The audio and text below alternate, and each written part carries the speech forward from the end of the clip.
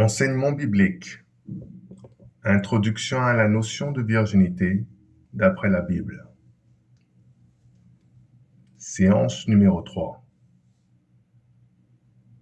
La fornication, le premier péché cité.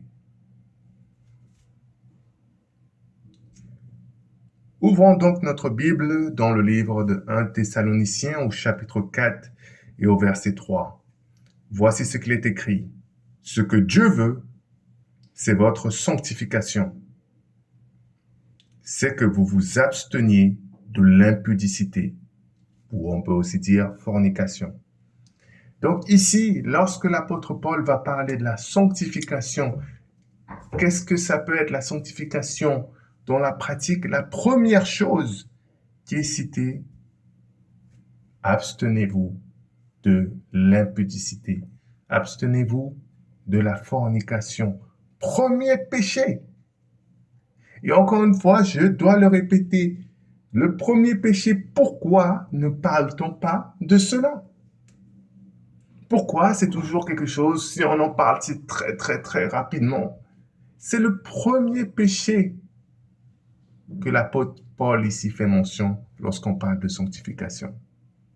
Ça veut dire que si les gens n'ont pas cela, si les gens n'ont même pas cette fondation qui est abstenez-vous de l'impudicité, abstenez-vous de la fornication, alors qu'est-ce qu'ils peuvent mettre en plus? Qu'est-ce qu'ils peuvent avoir?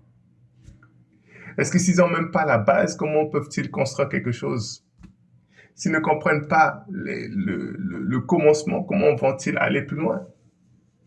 Et donc, pour de nombreuses églises, de nombreux chrétiens, si vous n'avez même pas cela, ben, c'est comme si tu n'as pas la sanctification du tout. Tu l'as pas du tout parce que la première chose qui est citée ici, c'est la fornication. Et si tu vis dans ces choses, tu peux même pas espérer vivre dans la sanctification. Et on verra, c'est pas juste un mot, un péché que la Bible va citer une fois comme ça. Mais on va ouvrir maintenant dans le livre de 1 Corinthiens chapitre 5. Et vous allez voir que la fornication est un péché beaucoup plus grave que ce que vous pouvez imaginer. Et d'où l'importance de le citer. Alors attention, attention, attention, attention, je vois déjà certains venir. Nous sommes tous pécheurs. On a tous fait des péchés. Comment toi, tu peux parler sur l'autre? Toi aussi, tu as fait des péchés. C'est pour ça que nous allons ouvrir ici. Allez vers de 1 Corinthiens chapitre 5. Alors, ce qu'il faut savoir, oui, on a tous fait des péchés. J'ai fait des péchés. Tu as fait des péchés. Mais tous les péchés ne sont pas les mêmes.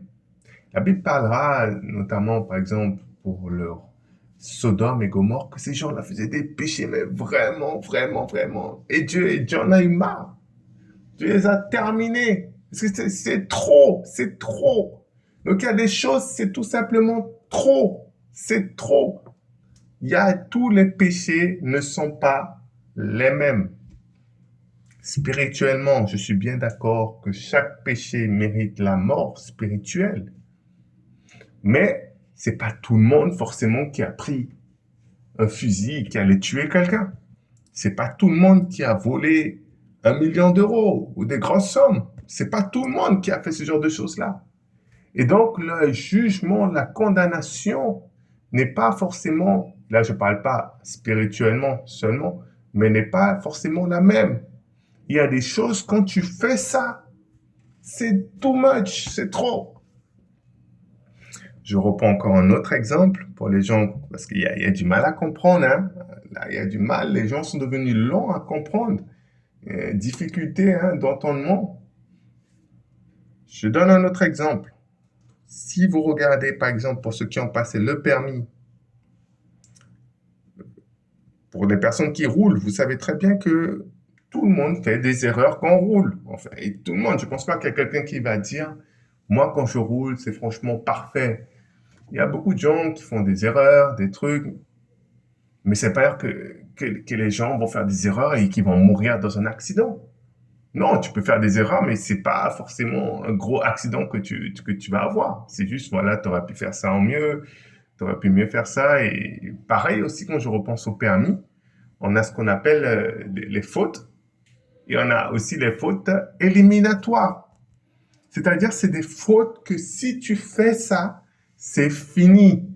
C'est fini, on a fini avec le permis, tu peux rentrer. Tu vas continuer à rouler, hein, mais c'est juste pour ramener la voiture pour que l'autre candidat puisse rouler. Mais toi, c'est fini. Notamment quand je sais, quand après certaines fautes, et si l'inspecteur ou inspectrice met le pied sur le frein là et tout, ben, de ce que j'ai compris, en général, c'est déjà fini, hein, ton permis, tu l'as perdu, tu l'as raté.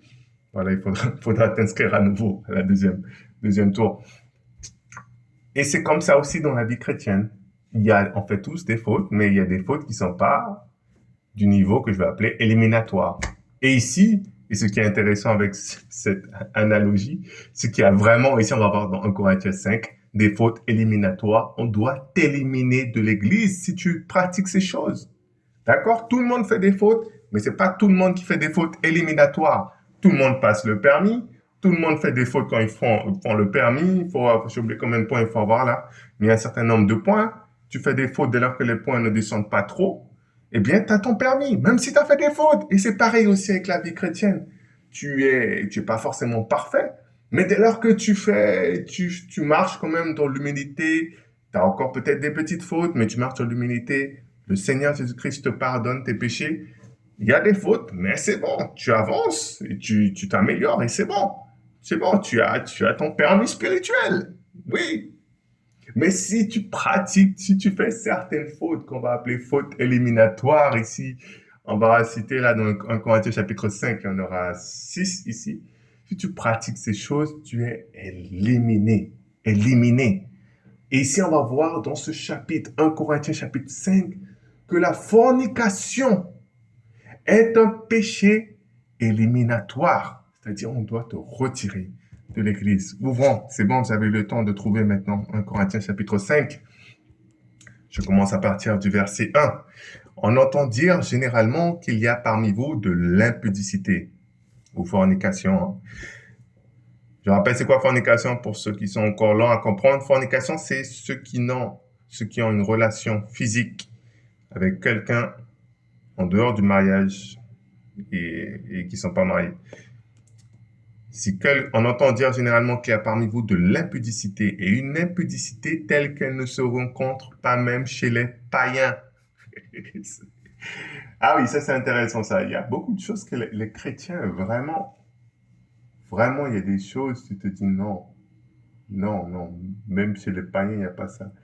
Et c'est pas qu'une fois que ça arrive dans la Bible, hein, plusieurs fois la Bible compare aussi avec le monde et le monde, il se débrouille parfois mieux que les chrétiens. Et c'est triste, c'est triste.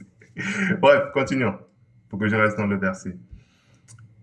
C'est au point que l'un de vous a la femme de son père, et vous êtes enflé d'orgueil, et vous n'avez pas été plutôt dans l'affliction, afin que celui qui a commis cet acte fût ôté du milieu de vous. Pour moi, absent de corps, mais présent d'esprit, j'ai déjà jugé, comme si j'étais présent, celui qui a commis un tel acte. Au nom du Seigneur Jésus, vous et mon esprit étant assemblés avec la puissance de notre Seigneur Jésus, qu'un tel homme soit livré à Satan pour la destruction de la chair, afin que l'esprit soit sauvé au jour du Seigneur Jésus. Verset 6. C'est bien à tort que vous vous glorifiez. Ne savez-vous pas qu'un peu de levain fait lever toute la pâte? Faites disparaître le vieux levain, afin que vous soyez une pâte nouvelle, puisque vous êtes sans levain, car Christ, notre Pâque, a été immolé. Célébrons donc la fête, non avec du vieux levain, non avec un levain de malice et de méchanceté, mais avec les pains sans levain de la pureté et de la vérité. Donc, vous voyez, déjà, c'est intéressant, il commence à prendre cette image, l'image, normalement, c'est quelque chose qui doit parler beaucoup à beaucoup d'entre nous, notamment les femmes, ceux qui font à la cuisine, là, tu fais ton pain, tu prends donc la farine, tu mélanges avec ton eau, avec un petit peu de sel, et tu vas prendre ta levure. Donc, quand tu fais ton pain ou le gâteau aussi, donc soit levure boulangère ou l'autre levure chimique, Tu mets ta levure. Et là, quand tu fais par exemple le pain, tu vas attendre 2 heures, 3 heures, que le temps que ça monte. Et tu mets un peu de levain, c'est un sachet. La levure, tu mets un sachet. Et ça, c'est ça qui va faire lever après toute la pâte. Et dans ce verset-là, l'apôtre Paul nous fait comprendre que, en fait, si tu gardes juste ces quelques éléments-là, cette levure-là, si tu la gardes un peu, ça va faire lever toute la pâte. Une autre analogie que moi j'aime bien aussi, et j'ai le droit de le faire aussi, hein, dans la nature, on apprend de tout. Une autre analogie, c'est quand vous avez par exemple des fruits, si tu mets un qui est pourri, parmi plusieurs, eh bien, les autres vont pourrir aussi. Juste parce que tu as mis quelques-uns, les autres vont pourrir rapidement. Et là, c'est pareil, le fait qu'on puisse garder, qu'on puisse tolérer des personnes dans l'Église qui vivent dans la fornication, ça pourrit toute l'Église. Est-ce que des gens comprennent ça? Ils comprennent toujours pas ça. Tu gardes un élément, tu gardes 2 éléments, toute l'Église va devenir pourrie. Pourquoi? Pourquoi? Parce que tout simplement, les gens vont regarder sur lui, ils vont se dire, ah, chrétien, donc je suis une jeune fille, j'ai 22 ans, je suis belle, j'ai fait mes études, la vie est bien. Je vois que l'autre fille, elle s'amuse et elle va voir le petit copain, tout ça, elle se marie pas et elle est chrétienne, elle vit tranquille. Ah ben, moi aussi je vais faire ça alors si c'est ça la chrétienté. Parce que, ben oui, c'est plus facile de faire ça plutôt que d'aller prendre un garçon peut-être plus âgé, dans les 25 ou 30 ou peut-être plus aussi, ça dépend de... Et qui va le dire, bien, non, tu vas devoir te marier, on aura des enfants, tu vas devoir faire ci. Alors que là, il peut avoir son copain, il peut avoir de temps en temps, le week-end, la vie est belle. Et c'est cette impression-là que tu transmets aux autres, qu'en fait, finalement, tu peux avoir les deux, le beurre et l'argent du beurre.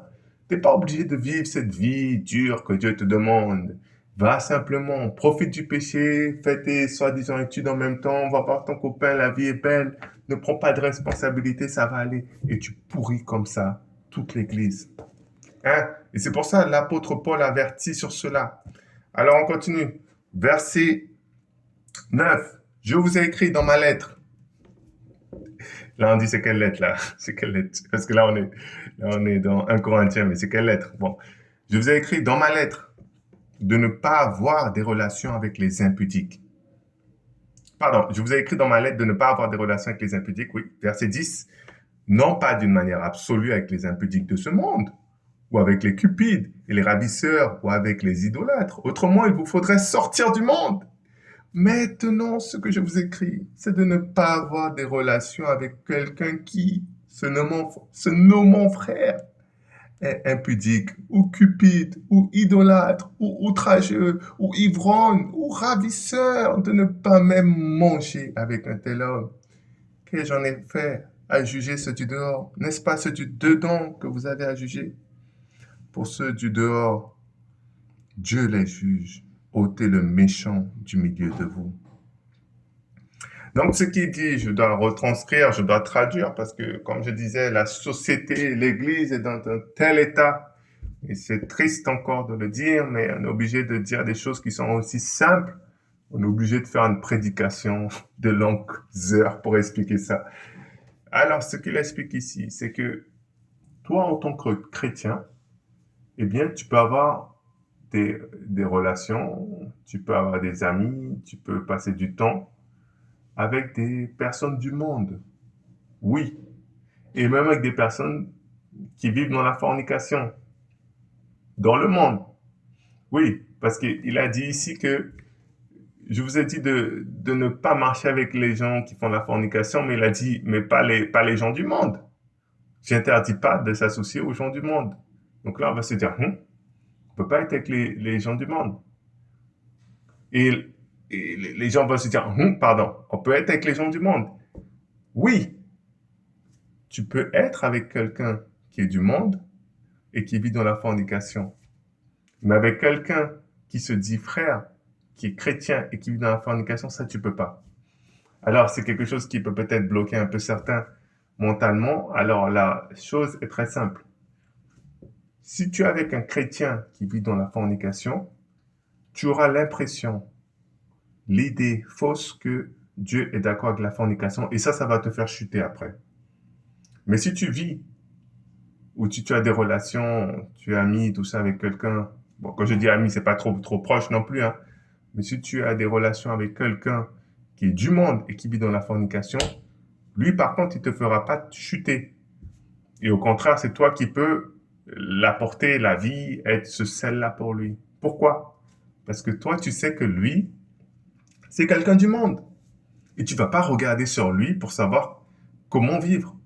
Il va pas pouvoir, normalement, il ne devrait pas t'influencer dans ce sens-là. Alors que quelqu'un qui se dit chrétien, il va te donner la mauvaise impression que Dieu est d'accord avec cela. Voilà, j'espère que vous avez pu voir la différence. Et il ajoute aussi dans ce passage que si il disait que on doit ne plus avoir de relation avec les gens qui font la fornication, eh bien, il dira, hé, mon ami, là, je crois qu'il faut sortir du monde. Parce que dans le monde, il n'y a que ça.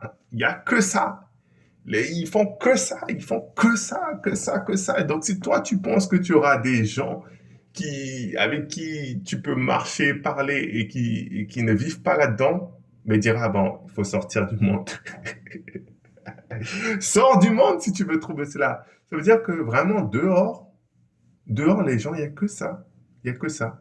Donc, pour ceux qui veulent peut-être chercher une femme, voilà, quand on dit il n'y a que ça, je veux dire 99,99, il y a quasiment que ça. Comme je disais, il y a quand même des gens, voilà, un peu dans le monde, qui ont quand même encore un peu ce respect, cet honneur-là pour la virginité.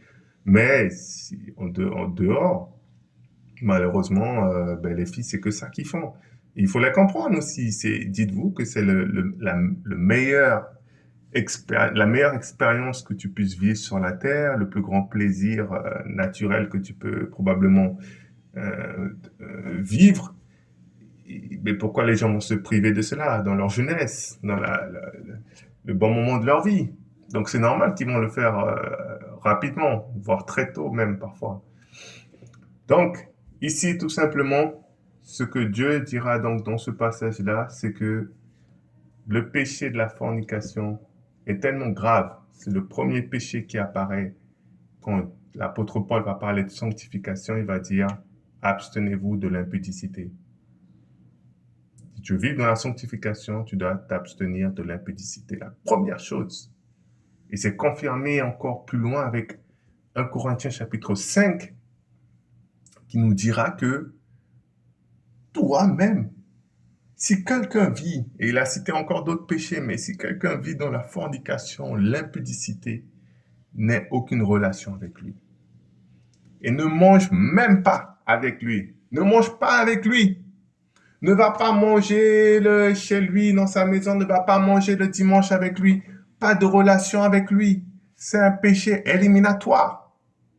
Mais aujourd'hui, dans l'église, c'est pas grave, parce que tout le monde fait des péchés. Hein? Et on s'en fiche de ce que l'apôtre Paul dit. Hein? Malheur à vous, encore une fois, à tous ceux qui refusent d'annoncer la parole de Dieu. Mais ici, j'ai lu donc tout le chapitre pour vous, entièrement dans son intégralité, 1 Corinthiens chapitre 5. Donc voilà, continuons dans cette lancée que le Seigneur Jésus-Christ veut un peuple saint. Il a dit, vous serez saints, car je suis saint.